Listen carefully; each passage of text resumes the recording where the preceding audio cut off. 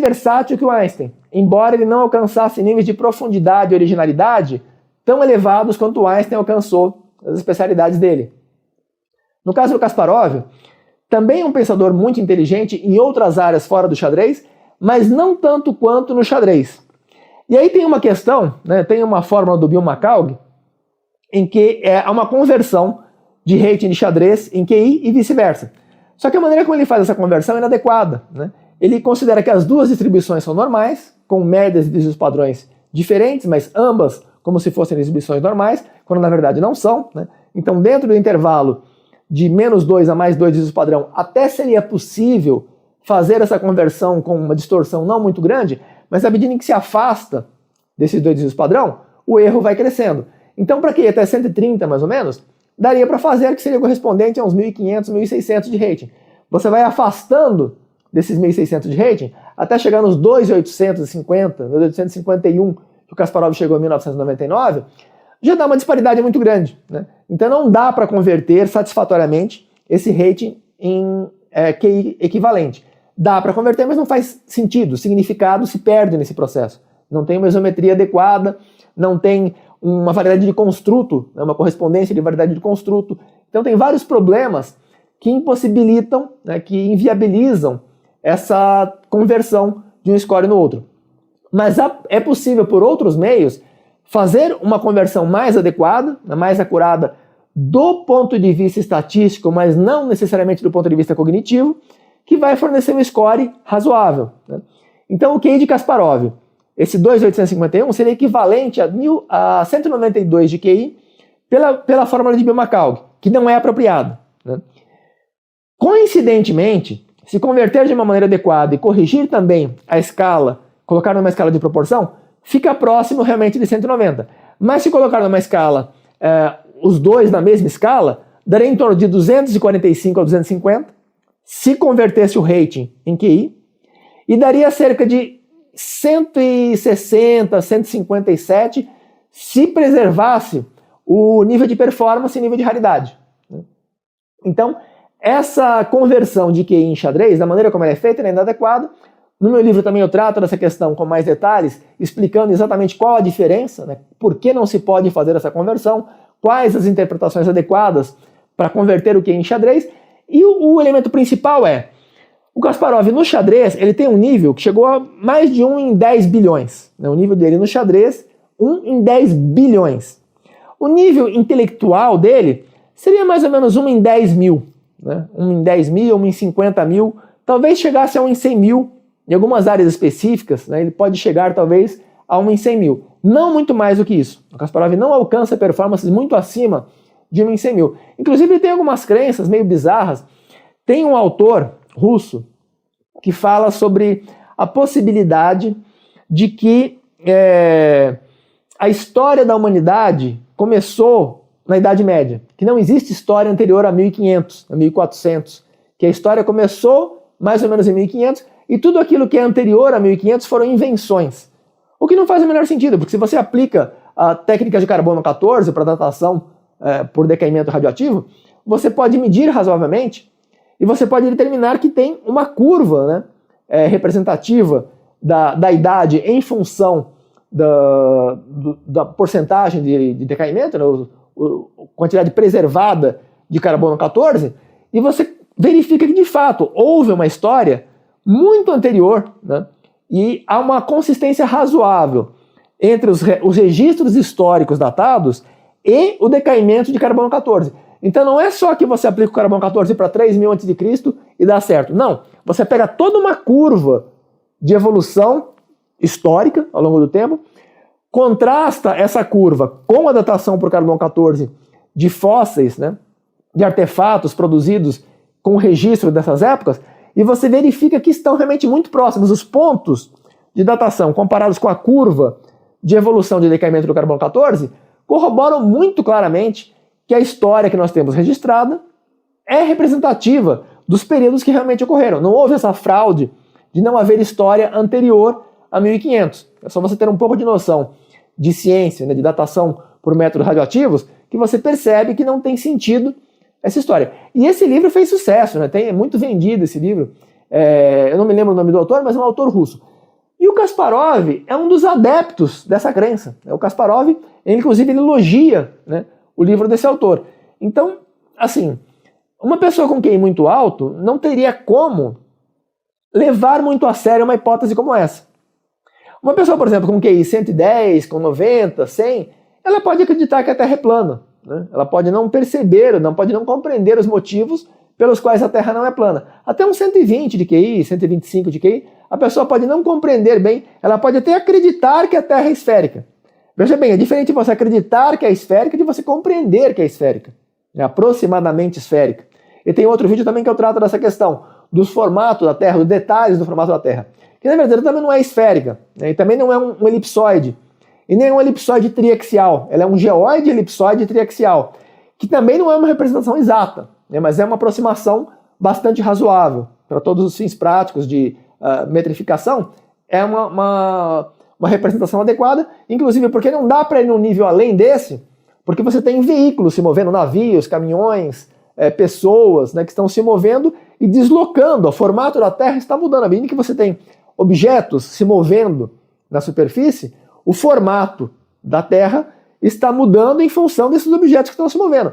Então, se você mede numa escala que você chega ao nível dos centímetros, dos metros, você vai ter variações no tamanho em função da própria superfície, que não é estática, né? Você tem animais, você tem pessoas, você tem veículos que estão se locomovendo e alterando o formato. Dependendo da escala de precisão que você considera, ela está se movendo. Então, o geóide é o nível mais próximo que se pode chegar de uma medida razoavelmente estável ao longo do tempo, que não fica mudando. Fica mudando também um pouco, né? Porque quando você muda a posição, se eu mexo a mão daqui para cá, eu estou deslocando a massa, um pouco da massa do planeta está mudando de posição. Então tem uma mudança. Só que é uma mudança tão pequena que não chega a alterar significativamente a forma do geóide, né? Já as mudanças milimétricas ou centimétricas mudam o tempo todo, então não dá para medir, né? Até dá para medir, mas só que você teria que atualizar a cada fração de segundo, você teria que estar atualizando para preservar a atualidade da representação do formato correto da Terra. Portanto, né, quando você trata como uma esfera, você tem um erro menor que 0,3%, né, menor que 0,3, menor que 0,35, né, 1 sobre 298,25642, o achatamento da Terra. Então, se você trata como uma esfera, você tem um erro menor que 1 em 300 aproximadamente, né, um erro menor que 0,3, 0,33%. No caso, quando o Kasparov ele interpreta, ele aceita essa hipótese de que a Terra poderia existir, que a história da humanidade anterior a 1500 seria uma invenção, né, que não existiu a história anterior a 1500, e a partir do momento que ele acredita que isso pode ser real, quer dizer que ele não percebe o erro que pode haver, ele não encontrou argumentos para mostrar que isso estava errado. Isso já denuncia uma limitação, né, relativamente, não passaria muito de 160 de QI se for medir em nível de raridade, que seria correspondente a uns 170, 180, no máximo chegaria a 190, em escala de proporção e não em raridade. Em raridade não passaria muito de 160 a 170. Esse é o QI correto do Kasparov em termos de inteligência geral. Para o xadrez, se converter o rating dele no xadrez para QI, corresponde aos 250. Né? O nível de raridade de pessoas que alcançaram a excelência que ele chegou no xadrez, convertendo aquilo num parâmetro estatístico correspondente ao nível de QI, seriam os 250. Mas não é representativo do nível intelectual dele. E veja bem, tem uma diferença. Eu estou convertendo o rating, a raridade do rating dele, para uma raridade equivalente em QI, seria 250. Mas o significado do rating dele não é o mesmo que o significado de QI. São variáveis muito diferentes, né? E não são mutuamente conversíveis.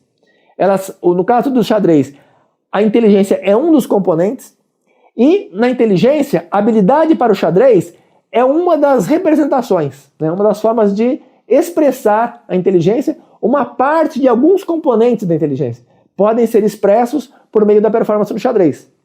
Então é importante compreender essa diferença, né?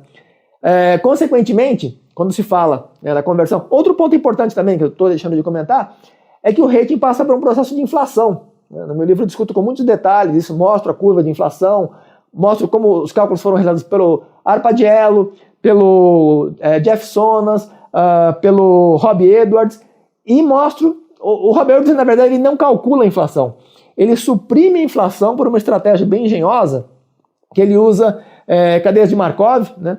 Ele usa o método de Monte Carlo via cadeia de Markov. Eu não sei se ele usa o método de Monte Carlo, mas usa cadeias de Markov para anular o efeito da inflação, tratando cada jogador em anos diferentes como se fossem jogadores diferentes. Então você tem o Capablanca de 1910, o Capablanca de 1911, o Capablanca de 1912, como sendo 3 pessoas diferentes.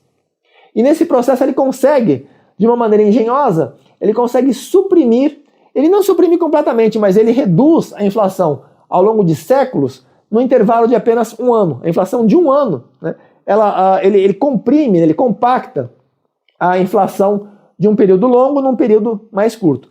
Pelo menos em teoria. Na prática tem outros efeitos que acabam distorcendo um pouco, mas em teoria ele consegue reduzir muito o efeito da inflação pela abordagem que ele dá para o cálculo de rating. E o método que eu apresento no meu livro não é da mesma maneira que o do Rob Edwards, ele é basicamente igual na essência ao modelo de Reich, que é o mesmo que foi usado por Elo, por Jeff Sonas e por outros. O Glico, né, por exemplo, também usa o mesmo método. A essência do Glico é o mesmo método. Só que tem vários desdobramentos diferentes e várias correções e vários aprimoramentos que não estão presentes nos outros métodos.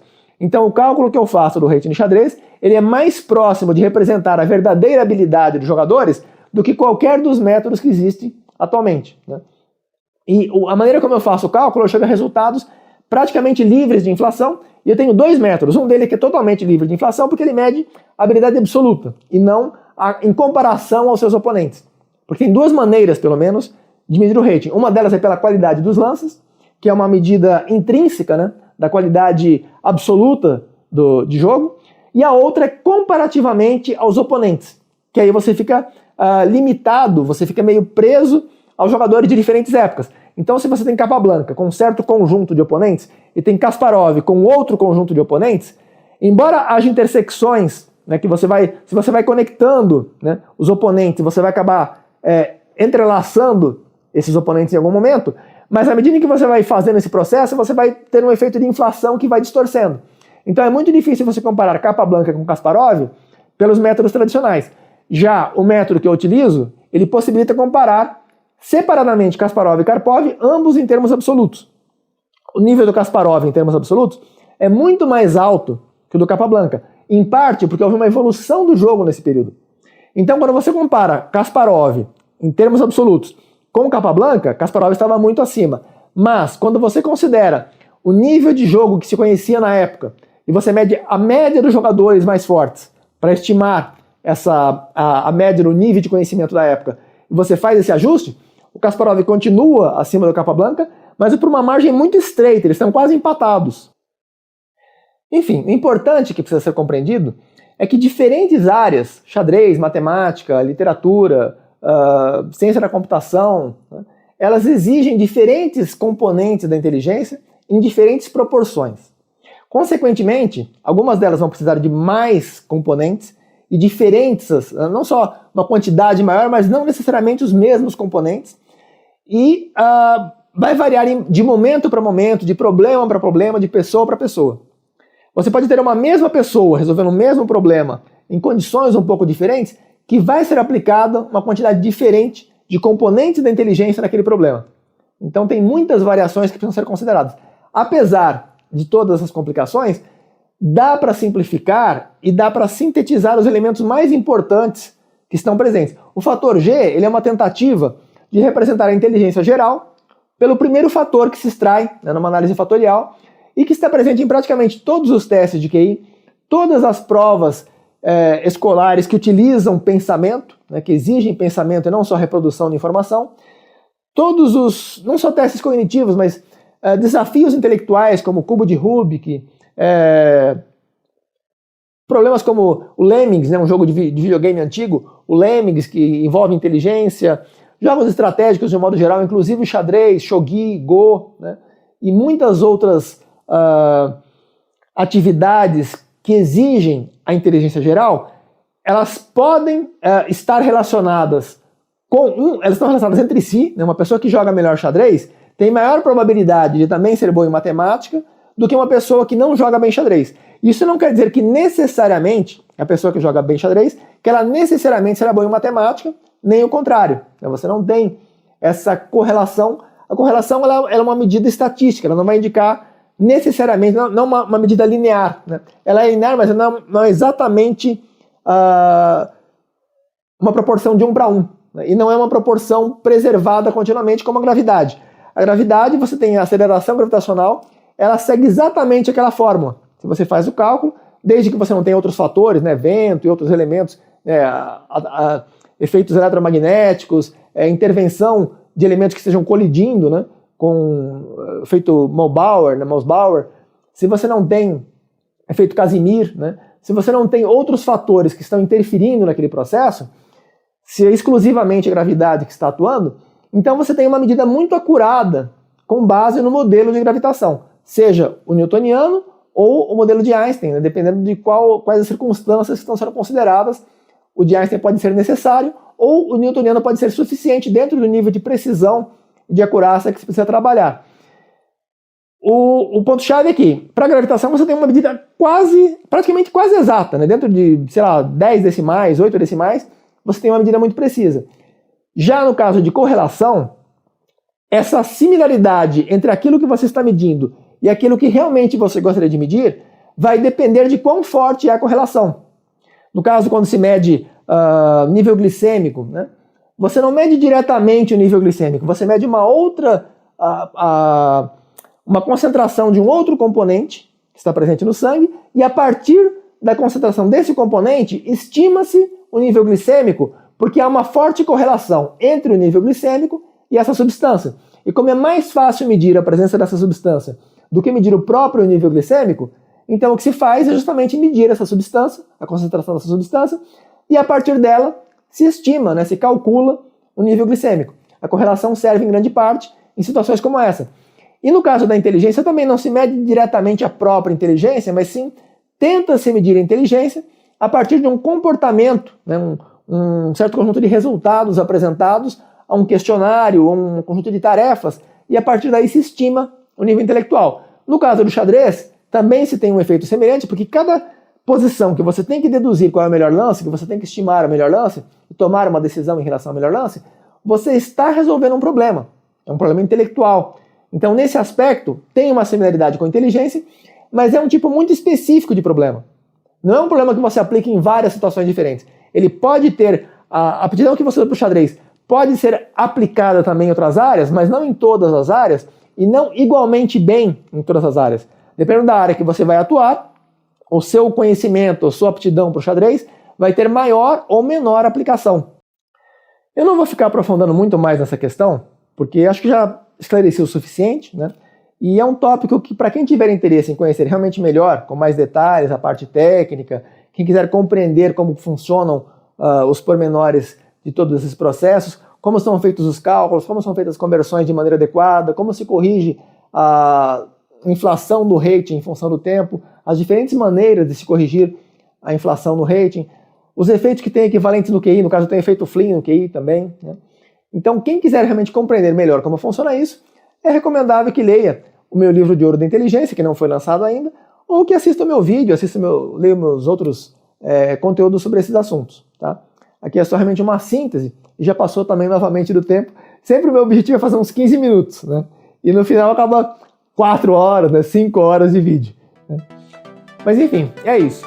Eu agradeço a todos pela atenção, espero que vocês tenham apreciado, e até breve, se Deus quiser.